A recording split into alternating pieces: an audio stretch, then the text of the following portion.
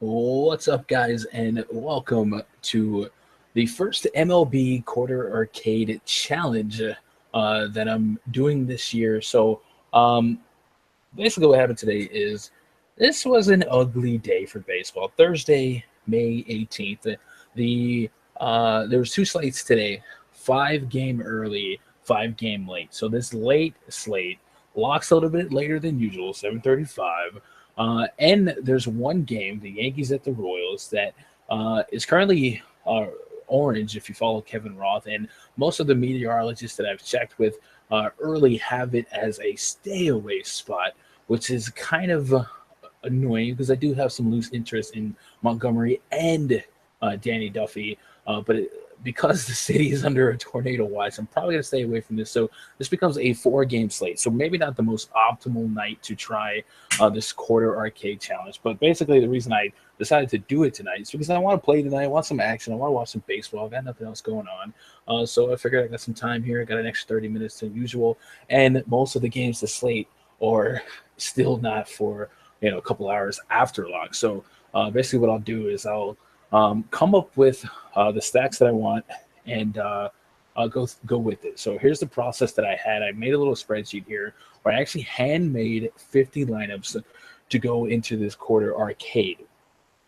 And I have a theme for every 10 lineups, really every 5. So basically, I've attached myself to a couple teams that I think I want to stack and attach myself to a core of pitching. Now, normally in my 20 entry maxes, I usually like to have 4 pitchers, and that's why in my VIP article at Camp PFS, when I write it, usually has 4 pitchers, and that's the 4 that I'll use today since it's just a 4 game slate essentially with the 5th game under strong weather concerns. I'm really going to do a lot of just Hunyin Ryu and Marcus Stroman with 2 lineups in each 5 punting this Hector Velasquez kid from the Red Sox. So I don't like this kid as a play. It's just I need something a little bit different. You got to take a little bit of a long shot punt, and because he's so cheap, it's going to let me afford some higher bets. So the reason I'm going Stroman and Ryu. So with Stroman, he is a decent Vegas favorite here for the Blue Jays.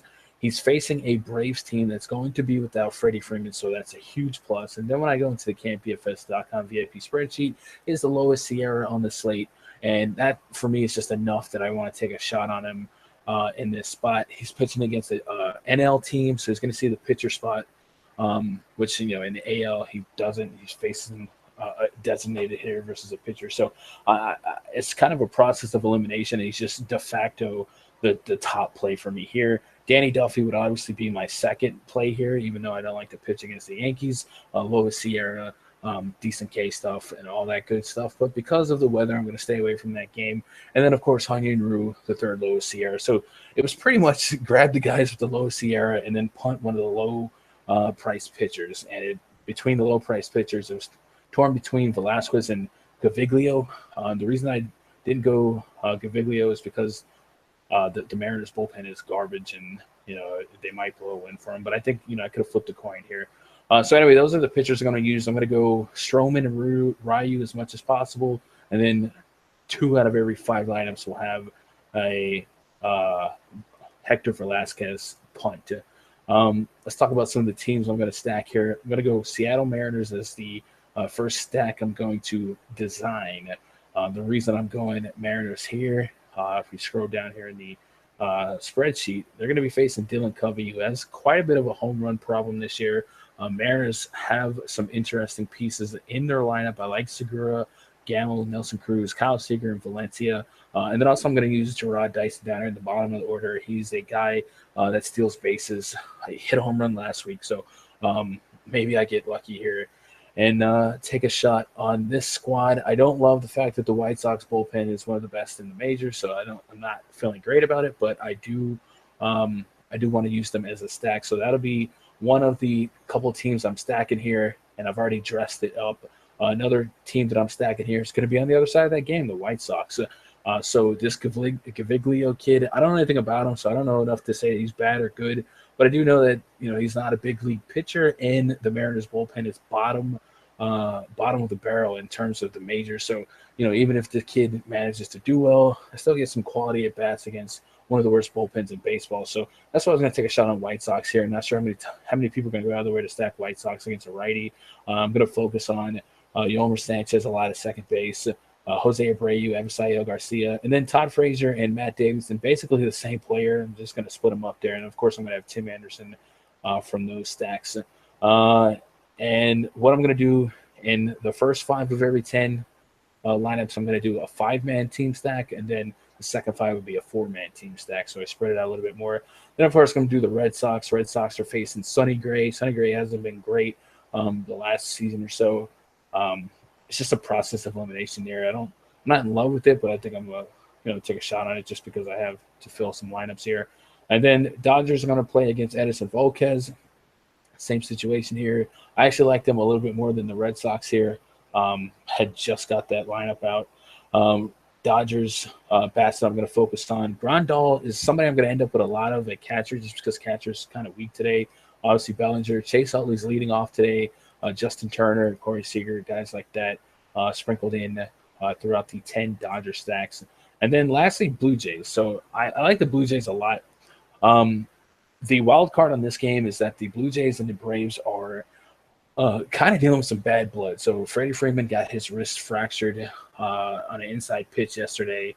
And then Batista kind of did a bad flip while trailing in a game, which kind of created some bad blood. And then on Twitter today, some Braves vets said there's going to be it's going to be a fight here. So we're kind of expecting, or at least there's rumors of, pitches thrown at guys, stuff like that. I don't think it's going to be that crazy. I do think Batista is probably going to get hit by a pitch, but I don't think it's going to be anything crazy because I do think Batista was sorry that he bat flipped. It looked like he rounded the bases and talked to Kurt Suzuki, and he pounded his chest. If you've seen the clip, he's like, my bad, and it seemed like it was it. So I'm going to stack the Blue Jays here. Hopefully Stroman doesn't try to throw at the Braves and get me in trouble. But Blue Jays will be the last stack here that I've dressed up. The reason I'm at the bottom here is because I got their lineup just now, and that's what I was waiting on. So I got the other stacks already done, but I had to hurry up and enter them because of the first game. So the bats I'm going to be focused on with the Blue Jays. The regulars, Kendrys Morales, Batista, Carrera, Darwin Barney, those guys, a bunch of no ones. But the guy I really like today, and I don't like him because of a talent, but if you look at the CampDFS.com VIP spreadsheet, they are putting this guy, Daryl Siciliani, in the cleanup spot. So he's not good. He's never really been great, but he's 2,000 on FanDuel. He's 2,300 on DraftKings. And this is a really cheap spot for a lefty against the Braves. So if I think that they might, pitch inside to Bautista, maybe draws a walk, a hit by pitch or something like that, this guy's opportunity cost is just way too low. And it's, I could live with the 0, but, if he's in the meat of the order, he gets an RBI single, he gets a single, he gets a walk, whatever, I can live with that. And the reason I like him a lot is, one, the price, and I'm going to have a lot of Ryu and Stroman, which, if I load up on Siciliani, he can, be some salary relief.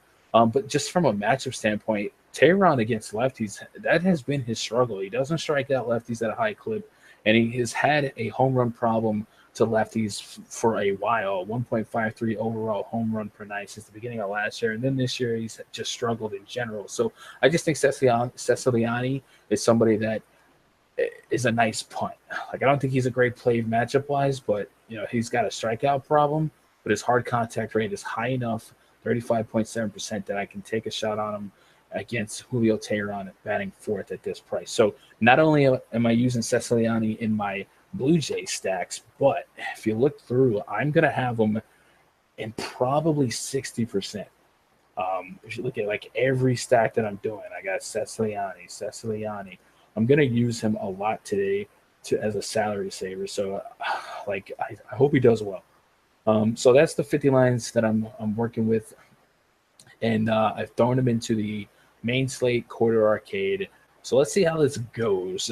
And hopefully we can maybe win or at least profit. And I don't know if it becomes a thing. We'll keep doing it. So if you guys ever want to try this, this is kind of the quick way that I've done it. At the campdfs.com VIP section, I actually have a video of how I built my 20 entry maxes. This is a elaborated version of my 20 entry strategy. So my 20 entries, I do 4 teams, 4 stacks, 4 pitchers, yada yada yada. Well, kind of the same situation here, except instead of making 5 lines each, I'm going to do 10 lines each, which I get to broaden the net just a little bit more. So I have a much higher concentration on 2 pitchers than I usually do. But it's a shorter slate, and those are the only 2 pitchers I think, don't die. I would want to play that Royals game, but some rain concerns there. So let's fire them away and see what we come out with.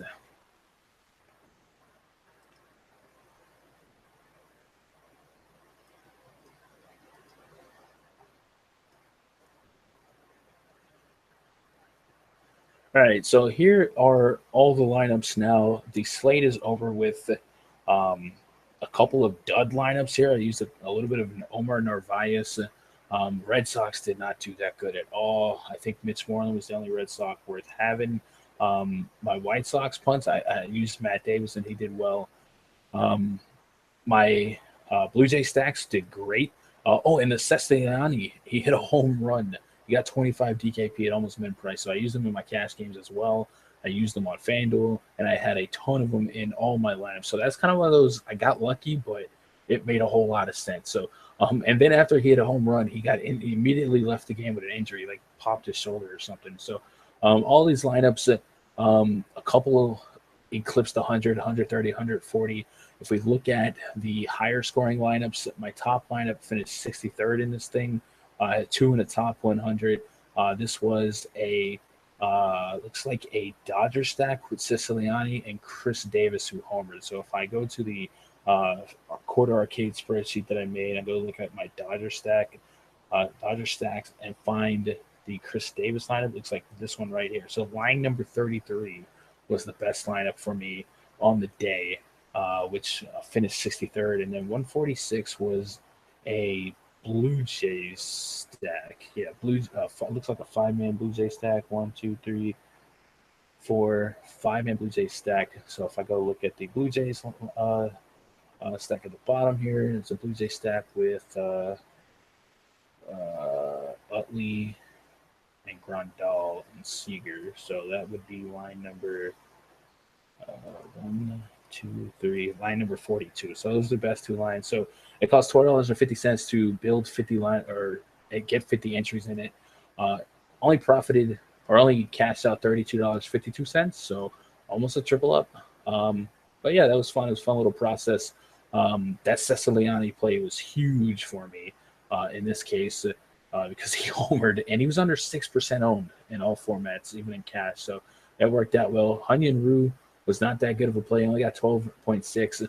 He got the win. He left the game after getting like a comebacker when he had 2 on. The bullpen came in, got him out of it. But outside of that, Utley was a great play. Justin Turner got injured rounding third base on what should have been a Yasmani Grandal RBI single.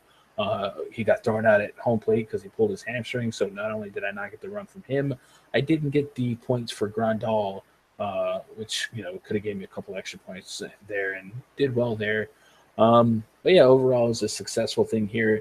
I might do this again. If you guys like this kind of content, let me know. If you guys got ideas for new challenges, I'm all game for it. Quarter arcade's nothing.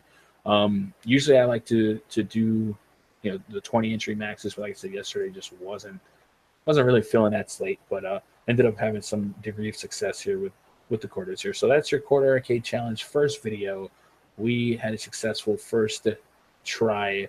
Maybe we'll try again within a week and see if we can't continue the profits here. And I'm really curious to see if you guys try it and let me know how you do.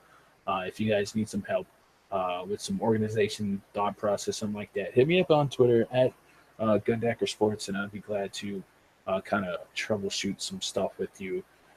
And yeah, you can always check out the CampPFS.com VIP spreadsheet at CampPFS.com with a VIP pass. This is the spreadsheet I use to make most of my decisions, most of my lineups. as you saw today. So fun day of baseball. Can't wait to try it again. See you guys next time.